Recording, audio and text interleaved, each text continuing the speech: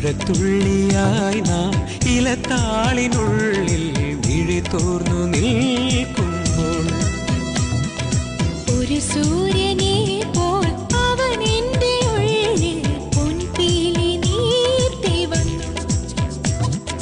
വിരലൊന്ന് തഴുകുമ്പോൾ ഇടം കണ്ണ് തുടിച്ചെന്റെ ഇടനെഞ്ചിലെന്തോ തുളുമ്പി.